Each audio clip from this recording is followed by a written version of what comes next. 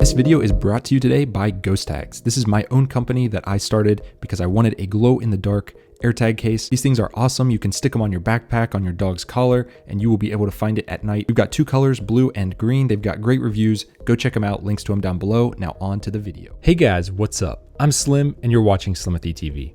In this video, I'm going to try to make this as quick as possible, but if you just picked up a brand new iPhone 15, iPhone 15 Pro, whatever model you got, let's go over the top settings that you need to change immediately to get the most out of your phone. This is going to be one of the most helpful videos that I think you're going to watch, so definitely hit it with a thumbs up if it helps. All right, on to tip number one. The first thing you're going to want to change is in settings. So you're going to open up settings, scroll all the way down until you see camera. You're going to click on camera here, and you're going to take a look at your settings here. I like mine to be just like this, so you guys can choose however you want. Personally, I like my video 4K 30. I like my slow-mo at 1080p 240. My cinematic to be 4K 30. But that's not actually the tip here. The tip here is to go into formats. And this is where things have actually changed this year. So you can see I like to do high efficiency and I like to keep my photo mode on 24 megapixels. So you can see that the 24 megapixel is only one more extra megabyte of storage. So for most people, I think 24 is the way to go. So bump it up to 24 megapixels and I think you'll be happy with the results of your photos. So 24, that's the first thing to change. Next up, you want to turn on Pro RAW and resolution control, and you want to click on Pro Default. And you're going to want to change this to HEIF Max. So this is going to shoot in up to 48 megapixels, just like Pro RAW Max. However, look at these file sizes. If you choose HEIF at 48 megapixels, it is going to only take up approximately 5 megabytes. That is crazy. That's very good. Much better than 75 megabytes on Pro RAW. So switch it over to HEIF Max. It is an awesome thing that Apple has baked into this, and I think it's going to save you some room while also making your photos look even better. Next, for ProRes, this is just a pro tip. I like to keep mine at SDR. Personally, HDR seems better, but when you're actually playing back HDR video, I hate how it blows out some of the highlights, so I keep it on SDR. Don't use log unless you're planning to color grade later. SDR seems to be the sweet spot, just like a normal video, but higher quality. All right, so this was actually more than one tip in one, but hey, that's what you guys get with this channel. If you like it, subscribe. Next up, let's go to tip number two, and this one is actually under accessibility. So scroll up just a bit, you'll see accessibility, then you want to go to touch, and then you want to click on Haptic Touch. Now, this is a pro tip. You want this to be set to fast, and you can test it down here just to kind of see how fast it is, but check out the difference here. I mean, that just feels so slow with default. I hate that. In actual slow mode, I mean, this is just dumb. So keep it on fast, and things can actually feel a lot faster on your phone when you're popping into things like Spotify, for example.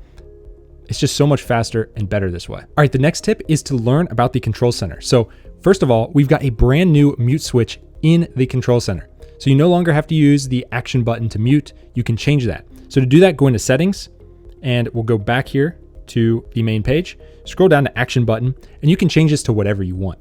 Here's a pro tip. I think that the best use of this button is to set it to video mode, because if you are in public and something's going down and you want to take a video of it, but you don't want to be standing there looking like this, you don't have time to be fumbling around to find your camera app, all you have to do when you're in public is press and hold. It automatically opens right up, and you can press it one more time and it starts recording. Then you can kind of hold your phone down at an angle or whatever you're trying to do, get what you need, press it one more time, it stops, it saves it, and you're done. You're out of it just like that. So get used to this action button. You can of course switch it to whatever you want. If you want it to be a mute switch, you can do that. But I think video mode with camera, that's a sweet spot right there. Next up, I'm gonna make this one quick, but if you have an Apple Watch, you want to click on Control Center, scroll down a bit until you see Ping My Watch. You can now add that to your Control Center to easily ping your watch at any time. All right, the next tip, you might or might not have to turn this on, but if you go into settings, scroll down until passwords, then click on password options. And here you can see there's clean up automatically, and it says automatically delete verification codes in messages and mail after inserting using autofill. So when you get a text message, you can automatically get rid of that text message after it autofills. This is seriously clutch. I use this all the time. I highly recommend turning this feature on. All right, this next one applies to pretty much everyone on iOS 17. Basically, if you go into sounds and haptics, you can now change your ringtones. And this time they've actually added a ton of new ringtones. So obviously there's the default, which they've actually changed a little bit. Sounds a little different. But they've also added a bunch in here. So go through those and find what you like. Go ahead and change anything you want. because there's a ton of new ringtones. They legitimately added a bunch there, and I think a lot of people are going to want to change that so that their phone doesn't sound like everyone else's. If you haven't heard, there's a new feature of iOS 17 that lets you put two phones together like this to share contact information. But if you don't want that to happen and you're just paranoid that you're going to accidentally bump your phone into someone else's and share your contact info, now you can actually turn this off altogether. So if you go to settings, general, AirDrop, you can turn off bring device together. And if you do that, you won't have to worry about that ever going off on accident. It's a cool feature, but I'm probably never going to use it. So you can toggle that off if you want. All right, so the next thing you're going to want to do as soon as you get your new phone is get accustomed to this new layout, but you can also move things around. So if you wanted to move photos down here, you can just drag and hold and do that. So that's a lot easier. So when you're clicking that plus button, maybe we'll put it where audio is. So let's just move it up one. There we go. So now when you press the plus button, you can just go straight into photos. You don't have to move your thumb up and down. It's just right there where you're expecting it to be. So get used to these iMessage changes first off with the new iPhone 15 or iOS 17 in general. Now, if there were some apps in iMessage that you don't want, you just go into settings, scroll down to messages, click on iMessage apps, and from here, you can actually toggle some of these off that you don't want showing up. Super easy to do. Now, the next thing to do, I can't show you guys, but if you go into the phone app, then click on the contacts tab in the middle and click on your name right there in the top. Click on that and hit edit in the top right. You can then edit your contact poster that everyone else sees when you call them. This means if you call your grandma maybe once a year and she doesn't have your contact photo saved or anything, you can literally choose what your contact photo is on her phone when you call her. So you can set that up. And so when you call her, your face or whatever you want to pop up will pop up on her phone. This is great for people that you just occasionally call and they don't necessarily have your info, your full name or your contact photo added on their phone. Another thing you can now change is if you go into settings, Siri and search, and at the top here, you see it says listen for, click on that. You can now change it to just be S. I'm not going to say the word because I don't want to set your phones off, but you don't have to say hey in front of it anymore. If you want, you can just choose that, which is really cool.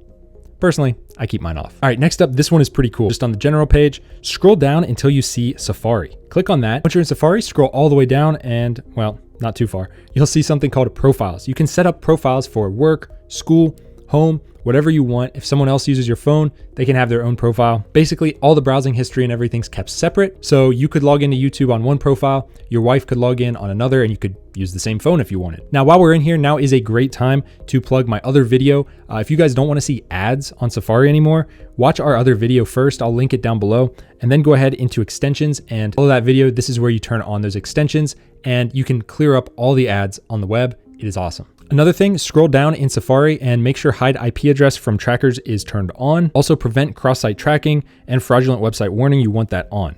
Require Face ID to unlock private browsing. I personally turn that off. It's up to you. And now they have a hidden feature at the very bottom here.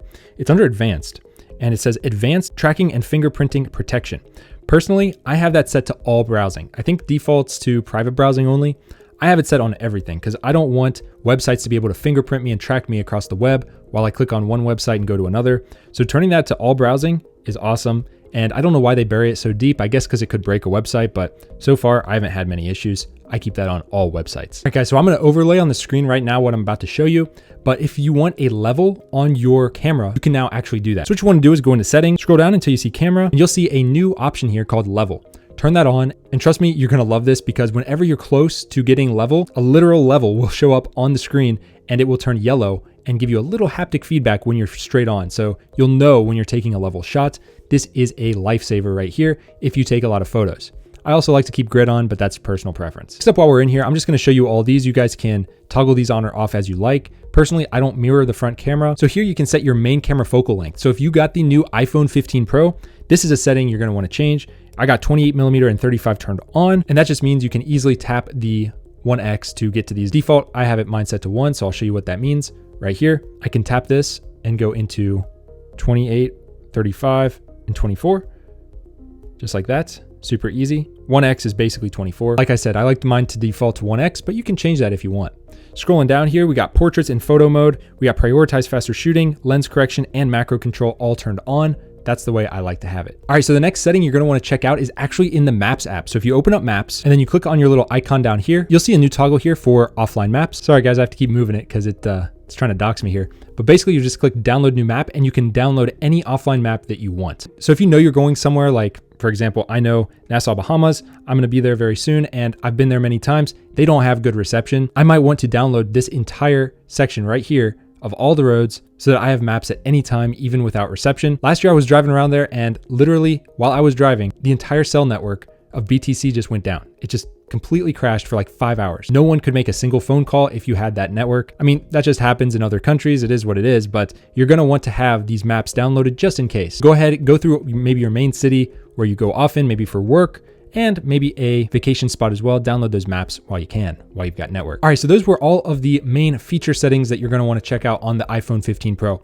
Check out our next video. We're gonna go over all of the privacy settings you need to change because Apple, unfortunately, likes to toggle these on by default, so you have to pretty much change them every single year. So my next video, you can go watch that. It's gonna show you all the privacy features to turn off. That way you're much more private and you don't have to worry quite as much about Apple and other people tracking you. So check that video out. That's all I got for this one, guys. If you like the video, hit it with a big thumbs up and subscribe, and I'll see you guys in the next one.